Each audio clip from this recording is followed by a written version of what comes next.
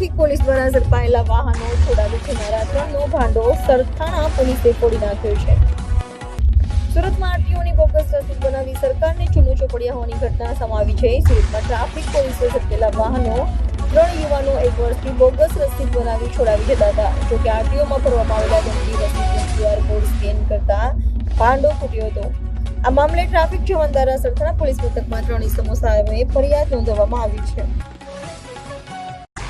Surat traffic region 1 વિસ્તારમાંથી motor vehicle act કલમ 207 મુજબ જે વાહનો જમા થાય એ સરથાણા ગોડાઉન ખાતે રાખવામાં આવે છે અને આરટીઓમાં દંડ ભરે અને એની રસીદ રજૂ કરેથી આવા વાહનો છૂટા કરવામાં આવતા હોય છે. હવે છેલ્લે જે એક રિક્ષા હતી એ રિક્ષાના આરટીઓની રસીદ સાથે 3 ઇસમો રિક્ષા છોડાવવા માટે આવેલા, પરંતુ એમાં માલિક સાથે આવેલા નહીં હતા. જેથી ફરજ પરના અમારા LR જિગ્નેશ ગીરીએ તેઓને માલિકને મોકલવા માટે જણાવતા આ લોકો રસીદ આપીને ગયેલા, પણ માલિક આવેલા નહીં. અને જ્યારે તે લોકો આવેલા ત્યારે પણ એમની બોડી લેંગ્વેજ ઉપરથી થોડી શંકા ગયેલી. જેથી LR જિગ્નેશ ગીરીએ આ બાબતમાં વધારે ઊંડાણપૂર્વક તપાસ કરતાં એને જાણવા મળેલું કે આ જે રજૂ થયેલી રસીદ છે એ બોગસ છે.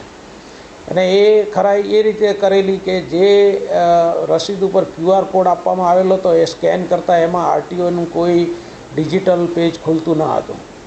જ્યારે ઓરિજિનલ રસીદો હતી એમાં ડિજિટલ રસીદ ઓપન થતી હતી. જેથી LR જિગ્નેશ ગીરીએ છેલ્લા 1 વર્ષ દરમિયાન જે વાહનો છૂટી ગયેલા હતા આરટીઓના રસીદથી એ તમામની QR કોડ ચેક કરતાં બીજા 29 જેટલા વાહનોના રસીદો ખોટી હોવાનું માલુમ પડેલું.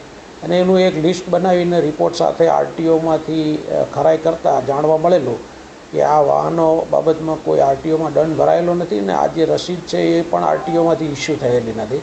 જેથી આ રસીદો બોગસ હોવાનું જાણવા મળેલું.